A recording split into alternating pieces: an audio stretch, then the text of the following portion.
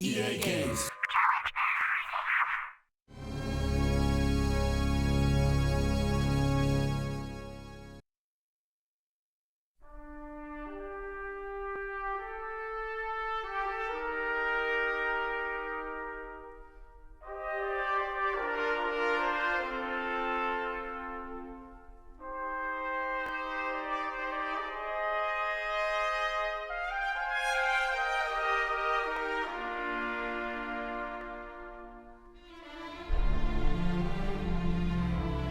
When people ask me what I did in the war, I tell them that I did the same thing we all did. We fought for what was right.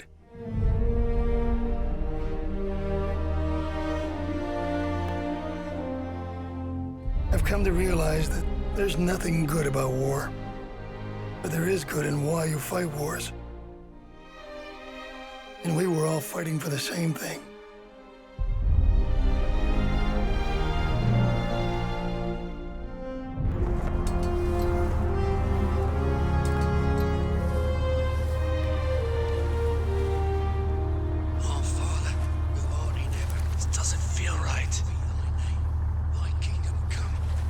Magazines. Remember to stay low.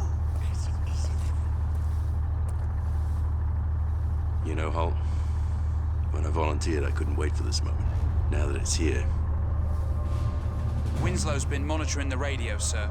Looks like the stolen signals worked. The Jerrys still think we're one of their own. Incoming! Mr. Riley, get down! Help! All engines to full! All engines to full, aye, sir! Raise the flag, men! We'll ram it down their throats! 30 seconds to impact! Return fire! Fast up! Ready!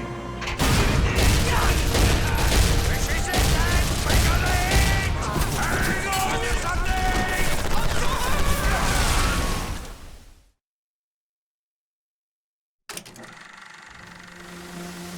They called it the greatest raid ever. And the memories I have don't even seem real to me. I was the only American with them. I was an officer with the OSS. For my part, it began in the spring of 1942. Hitler's war machine was steamrolling over Europe, and years of punishing German attacks were finally taking its toll on Britain. Nazi U-boats continually patrolled the North Atlantic, tightening the noose around Britain's neck. Then word reached London that the Germans were sending the battleship Tirpitz. If that happened, the British coast would be vulnerable to attack, and what little defenses they had left would soon crumble. Since all previous attempts to sink the Tirpitz had failed, their target would now be the only dry dock in the area large enough to service her, in German-occupied St. Nazaire, France. This was considered by many to be a suicide mission. But for the British, desperate times meant desperate measures, and things had never been more desperate.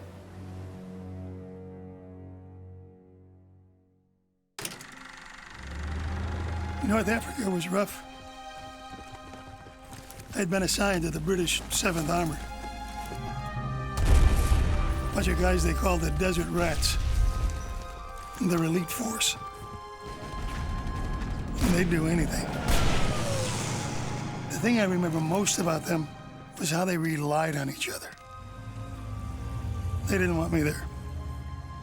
But even they knew they could use all the help we could get. The Nazis were in North Africa.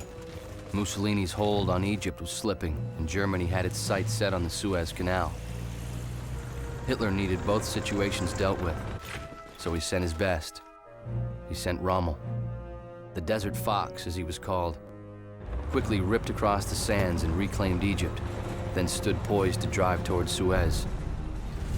Desert Rats were different. Their jury-rigged vehicles were kept moving on an unsteady supply of parts salvaged from the desert. Whatever they didn't have, they raided and took. For them, the word impossible didn't exist.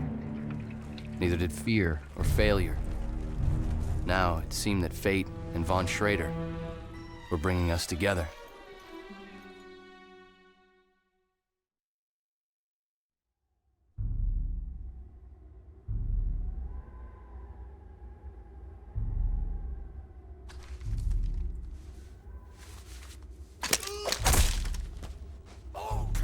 Right, men, move it! Lieutenant Holt, what do you see? I got a bunker and a tank, far into the canyon. Well guarded. Can you see the way in? Yeah. There's an opening at the foot of the cliff. All right, men, search and destroy! Stalingrad was a miserable place. Bitter cold. The people there were trying to defend their city. And some of them didn't even have guns. They were getting slaughtered. Bodies everywhere. But they wouldn't quit. Those Russians would fight to their dying breath. I never forgot that. When after 2 devastating years of war in Western Europe, Hitler diverted his attention to Russia. By October, Leningrad was besieged, and the Germans had reached the outskirts of Moscow. Hitler now took command himself, and against his general's advice, ordered an attack from the south, on Stalingrad. Not wanting to suffer another tactical defeat, he concentrated his forces in an all-out effort to take the city.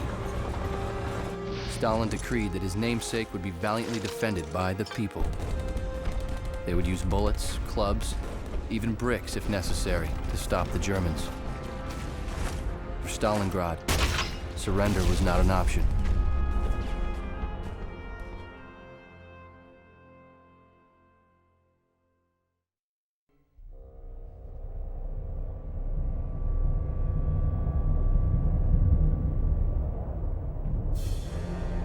Look, there is that damn railgun.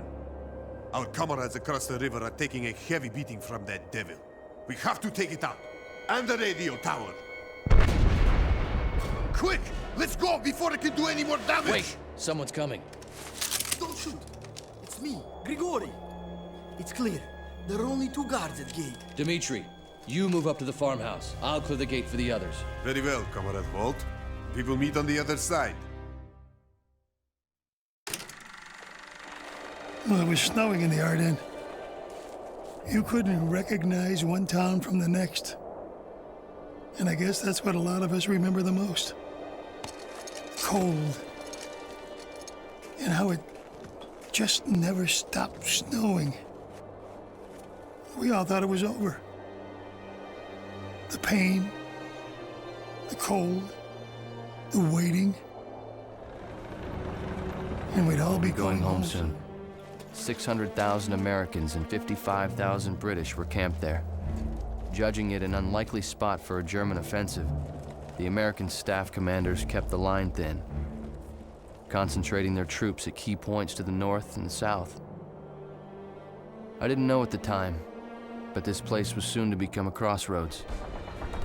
For the war, for von Schrader, for everything.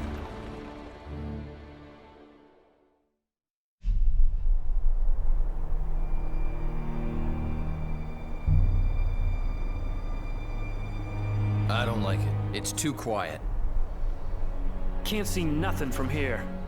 Krauts are dug in too deep. That's it. We've got to get a man up there. Sir! You were due to pick up intel from the CP 20 minutes ago. I hope you're right about this. I hope I'm wrong, Sergeant. Okay, you heard the man. Crockett, you're up again.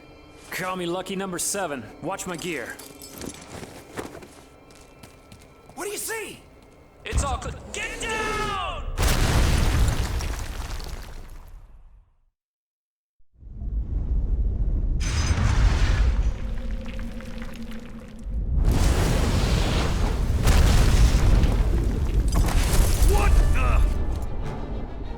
It's Holt! He did it! You men shoot any crowd as so much as twitches. Corporal Fielder, with me!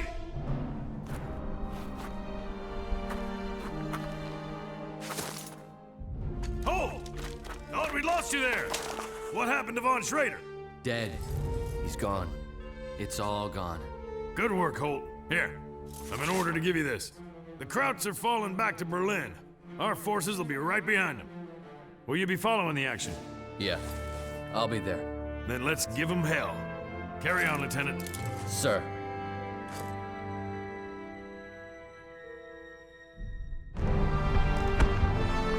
That was a long time ago. For a lot of my buddies, the war was over. Some of them went home. Most didn't make it. When people ask me if I was a hero in the war, I think about the ones who were left behind.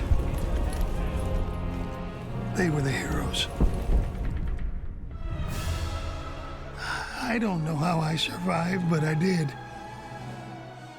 So I keep their memory alive. I owe it to them. We all do. For what they did.